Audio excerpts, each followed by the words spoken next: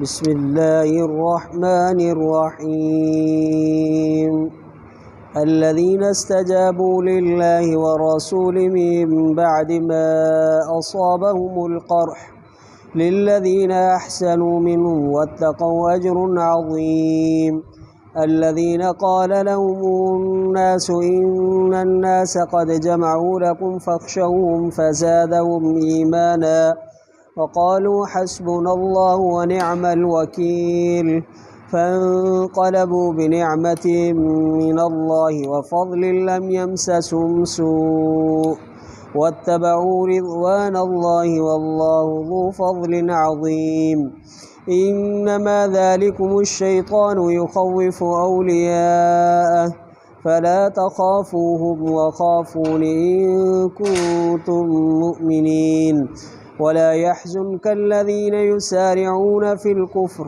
إنهم لن يضروا الله شيئا يريد الله ألا يجعل لهم حظا في الآخرة ولهم عذاب عظيم إن الذين اشتروا الكفر بالإيمان لن يضروا الله شيئا ولهم عذاب أليم ولا يحسبن الذين كفروا أنما نملي لهم خير لأنفسهم إنما نملي لهم ليزدادوا إثما ولهم عذاب مهين ما كان الله ليذر المؤمنين على ما أنتم عليه حتى يميز الخبيث من الطيب وما كان الله ليطلعكم على الغيب ولكن الله يجتبي من رسله من يشاء فآمنوا بالله ورسله وإن تؤمنوا وتتقوا فلكم أجر عظيم ولا يحسبن الذين يبخلون بما آتاهم الله من فضله وخيرا لهم بل وشر لهم سيطوقون ما بخلوا به يوم القيامة ولله ميراث السماوات والأرض والله بما تعملون خبير صدق الله العظيم ऐं जिन माण्हुनि जीउ चयो क़बूल कयो सॾु ॾिनो अल्लाह जे लाइ ऐं रसूलुल्लाह सल्लल्लाहु अलैहि वसल्लम जे लाइ बाद उन जे जो पहुता इन्हनि खे ज़ख़म उन्हनि माण्हुनि जे लाइ जिन सुहिणाई कई नेकी कई चङाई कई इन्हनि मां ऐं तक़वा इख़्तियार कयूं अजुर आहे वॾो। उहे माण्हू जो चयो इन्हनि जे लाइ माण्हुनि त बेशक माण्हुनि गॾु कया आहिनि तव्हांजे लाइ या गॾु थिया आहिनि तव्हांजे लाइ पोइ डिॼो तव्हां इन्हनि खां पोइ वधाई इन्हनि खे ईमान सां ऐं चयूं त काफ़ी आहे असांखे अल्लाह ताला ऐं वाह जो आहे कारसाज़ पोइ मोटिया अल्लाह जे नेमत सां ऐं महिरबानीअ सां जो न पहुती इन्हनि खे का बि तकलीफ़ ऐं ताबेदारी कयूं अल्लाह जे रज़ामंदे जी अल्लाह वॾी महिरबानी वारो आहे। रुगो इहो शैतान आहे जेको डिॼारे थो पंहिंजे वलीअनि खे पंहिंजे दोस्तनि खे पोइ न ख़ौफ़ कयो तव्हां इन्हनि खां ऐं ख़ौफ़ कयो मूं खां जेकॾहिं आहियो तव्हां मोमिन ऐं न ॾुख में विझे तोखे न ॾुखारो करे तोखे उहे माण्हू जेके तकड़ कनि था कुफुर में बेशक इहे हरगिज़ न नुक़सान ॾींदा अल्लाह ताला खे कंहिं बि शइ जो। इरादो फ़रमाए थो अल्लाह ताला त न करे इन्हनि जे लाइ हिसो आख़िरत में ऐं इन्हनि जे लाइ आहे वॾो अज़ाब। बेशक जिन माण्हुनि ख़रीद कयो कुफुर खे ईमान जे एवज़ हरगिज़ न नुक़सान ॾींदा अल्लाह ताला खे कंहिं बि शइ जो इन्हनि जे लाइ आहे अज़ाब दर्दनाक। हरगिज़ न गुमान कनि उहे माण्हू जिन कुफुर कयो त रुगो डर ॾियूं था असां इन्हनि खे इहा भली आहे इन्हनि जे लाइ रुगो डर ॾियूं था असां इन्हनि खे त ताकि ज़्यादा थियनि गुनाहनि में ऐं इन्हनि जे लाइ आहे अज़ाब ख़्वारी वारो। ऐं नथो घुरे अल्लाह ताला ते छॾे ॾे मोमिननि खे उन ते जो जंहिं हाल ते तव्हां आहियो, एतिरे ताईं जो जुदा करे पलीत खे ख़बीस खे पाक खां। ऐं नथो घुरे अल्लाह ताला जो वाक़िफ़ करे तव्हांखे ॻुझ ते, पर अल्लाह ताला चूंडे थो पंहिंजे रसूलनि मां जंहिंखे चाहे। पोइ ईमान आणियो अल्लाह ते ऐं उन जे रसूलनि ते।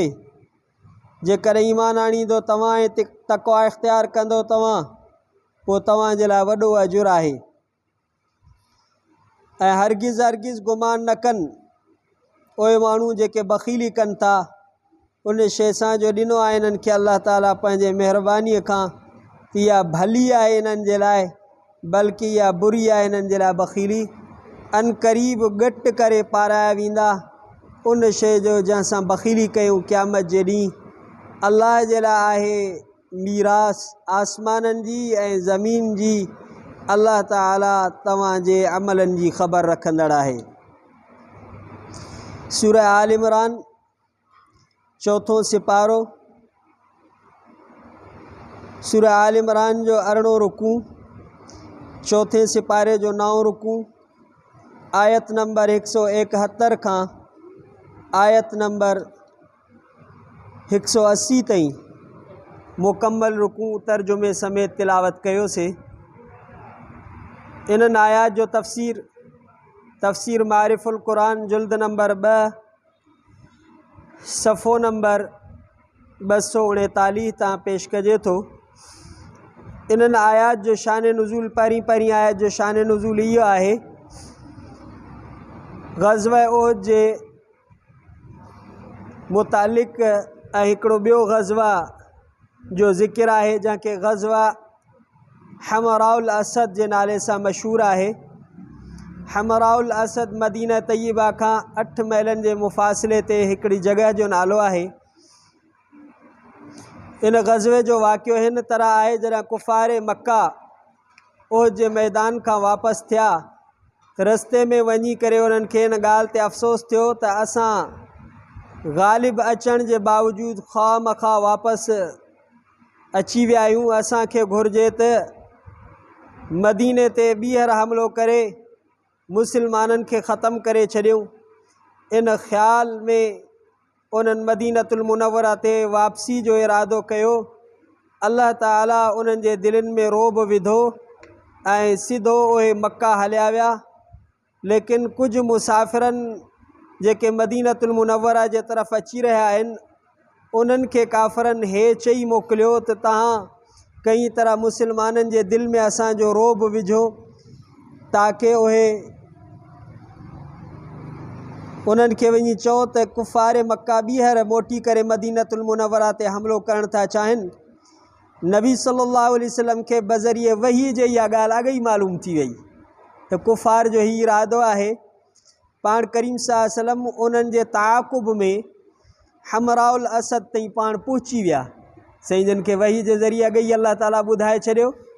हुननि जे पोयों नबी सल्लल्लाहु अलैहि वसल्लम हमराउल असद जॻह ते पाण ई पहुची विया। तफ़सीर कुर्तुबी में आहे, उहद जे ॿिए ॾींहुं नबी सल्लल्लाहु अलैहि वसल्लम पंहिंजे मुजाहिदीन में ऐलान फ़रमायो, असां मुशरिकीन जो ताक़ुब करणु चाहियूं था। ताक़ुब माना पीछो करणु चाहियूं था, पर उन में सिर्फ़ु उहे ई माण्हू हली सघंदा जेके कल्ह वारे मार्के में जिहाद में ग़ज़वे में असां सां हुया। उन ऐलान ते 200 मुजाहिद सहाबा उथी बीह रहिया। ऐं सही बुख़ारी में आयत नबी सल्लल्लाहु अलैहि वसल्लम ऐलान फ़रमायो, केरु आहे जेको मुशरिकीन जे ताक़ुब में हले। 70 हज़रात सहाबा उथी बीठा, जिन में अहिड़ा बि सहाबी सॻोरा हुया जेके कल्ह जे उहद जे जंग में शदीद ज़ख़्मी हुया, ॿियनि जे सहारे सां हलनि पिया, टेकुनि सां हलनि पिया, पोइ बि नबी सल्लल्लाहु अलैहि वसल्लम जे ऐलान ते हली हमराउल असद में पहुता। इहा नबी सल्लल्लाहु अलैहि वसल्लम जे सहाबा जी क़ुर्बानी। इहे हज़रात नबी सल्लल्लाहु अलैहि वसल्लम सां गॾु मुशरिकीन जे ताक़ुब में रवाना थिया। मक़ाम हमराउल असद ते पहुता। उते नुआइम बिन मसऊद मिलियो। उन ख़बर ॾिनी त अबू सुफ़ियान पंहिंजे पाण सां गॾु कुझु ॿिया लश्कर जमो करे इहो तय कयो आहे त ॿीहर मदीनतुल मुनव्वरा ते चढ़ाई कंदो ऐं मदीनतुल मुनव्वरा जो इस्तीसाल कंदो। ज़ख़म खुर्दा ज़ईफ़ सहाबा खे जॾहिं इहा ख़बर पहुती उहे डिगा कोन।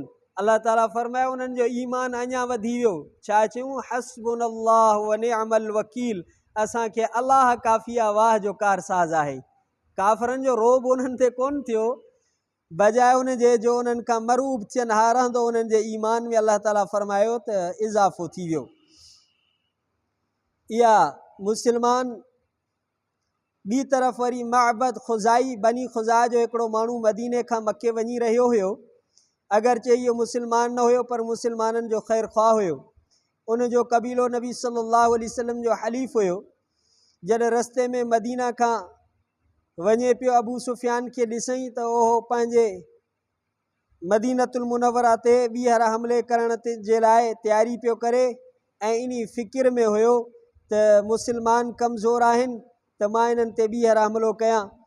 पोइ उनखे ॿुधायो त मुस्लमान लश्कर इस्लाम हमराउल असद में पहुची विया आहिनि मुकमल साज़ो सामान सां, तुंहिंजे ताक़ुब में निकिता आहिनि।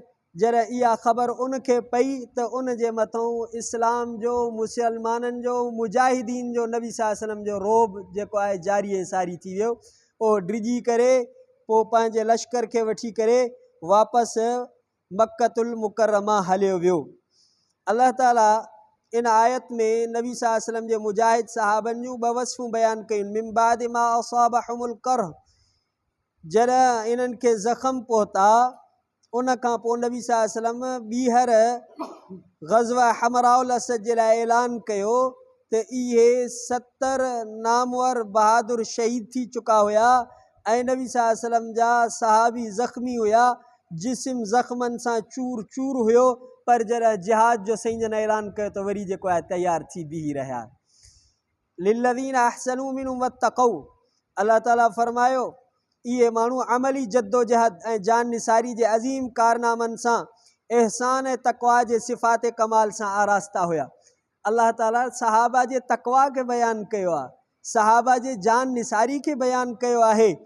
मिनहुम अल्लज़ीन इस्तजाबू, जिन अल्लाह जे रसूल खे जी चई। अल्लाह पाण बयानु फरमाया इस्तजाबू लिल्लाहि वर रसूल, अल्लाह जे हुक्मनि खे जी चयूं, जी में जॻूं ॾिनऊं, नबी सल्लल्लाहु अलैहि वसल्लम जे हुकुम खे जी चयूं, लब्बैक चयूं, हमेशह पंहिंजी जान जो नज़रानो पेश कयूं। इन आयत में हिकिड़ी क़ाबिल गौर ॻाल्हि इहा आहे, अल्लज़ीन इस्तजाबू लिल्लाहि वर रसूल, जिन जी चयो अल्लाह जे रसूल सल्लल्लाहु अलैहि वसल्लम जे लाइ, माना नबी सल्लल्लाहु अलैहि वसल्लम जो हुकुम इहो अल्लाह ताला जो हुकुम आहे। इहा मुनकिरीन हदीस या जेके नबी सल्लल्लाहु अलैहि वसल्लम जे शरीयत जा मुनकिर आहिनि उन्हनि जे लाइ इहो हुकुम आहे त अल्लाह ताला जे नबी सल्लल्लाहु अलैहि वसल्लम जो हुकुम अल्लाह जो ई हुकुम आहे। बाक़ी एहसान, इन जी माना छा आहे? एहसान जो हदीस जिब्रील में नबी सल्लल्लाहु अलैहि वसल्लम खां जिब्रील अमीन अलैहिस्सलाम सवाल कयो त एहसान छा आहे? फरमाया अन तअबुदल्लाह कअन्नका तराह फ़इन लम तकुन तराह फ़इन्नहु यराक, तूं अल्लाह जी ईअं इबादत कर ॼण त तूं अल्लाह ताला खे ॾिसे थो।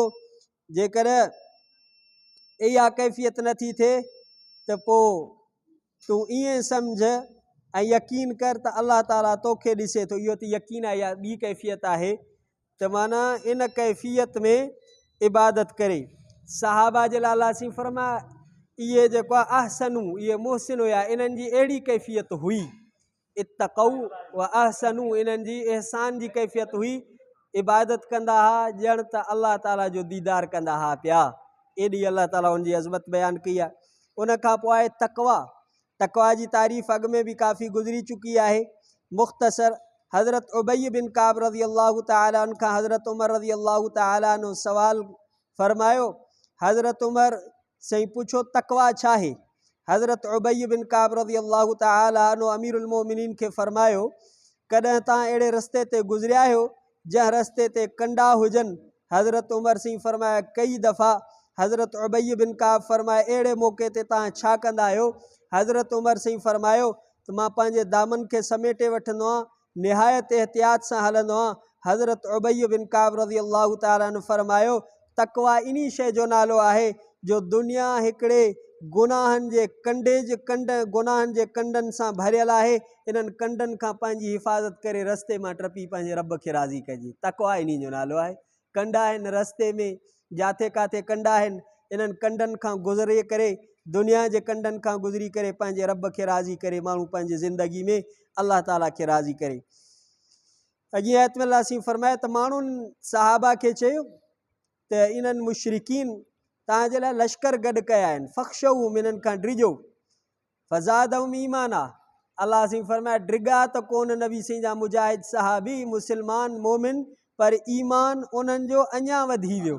अल्लाह ताला उन्हनि जे ईमान जे इज़ाफ़े जी गवाही ॾिनी ऐं उहे चवनि पिया त हस्बुनल्लाहु व निअमल वकील, अल्लाह सिंह असांखे काफ़ी आहे ऐं वाह जो कारसाज़ आहे। अल्लाह ताला उन्हनि ते इहा महिरबानी फरमाई जो इन्हनि खे कंहिं बि क़िस्म जी इन ग़ज़वे में हमराउल असद में का बि तकलीफ़ कोन पहुती ऐं इहे पंहिंजे रब जे रज़ा जा तालिब बि रहिया। अल्लाह जे रसूल जे हुक्मनि ते निकिरी पिया, ख़ुदा खे राज़ी करे वरितऊं। अल्लाह ताला फरमायो शैतान जो कमु इहो आहे त उन जा जेके दोस्त आहिनि शैतान जा बि वली आहिनि, शैतान जा बि दोस्त आहिनि। औलिया शैतान हिकिड़ा ईंदा आहिनि, औलिया अल्लाह, अल्लाह जा वली, ॿिया ईंदा आहिनि औलिया शैतान, शैतान जा वली। शैतान जा जेके वली हूंदा आहिनि उन्हनि खे शैतान डिॼारींदो आहे, दीन खां रोकींदो आहे, शरीयत खां रोकींदो आहे। बाक़ी जेके अल्लाह जा वली हूंदा आहिनि इहे इन शैतान जे चकरनि में न ईंदा आहिनि।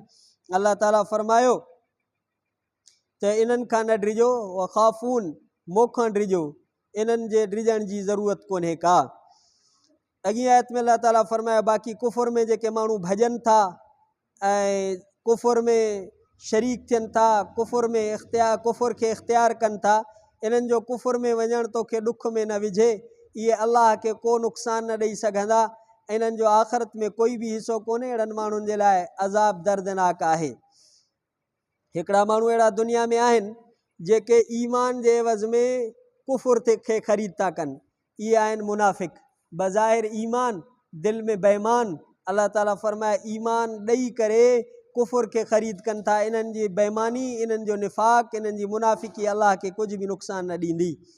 बाक़ी दुनिया में जेको इन्हनि काफ़रनि खे ठठ ठांगर आहे, माल दौलत आहे, दुनिया जो ऐश इशरत आहे, अल्लाह ताला फरमायो त इहा इन्हनि खे डर इन्हनि जे नुक़सान जे लाइ। तव्हां इन ते परेशान न थियो त काफ़रनि खे ॾिसो, दुनिया जा ऐश इशरतूं, ठठ ठांगर, महल बंगला, हर तरह जो दुनिया जो साज़ो सामान आहे।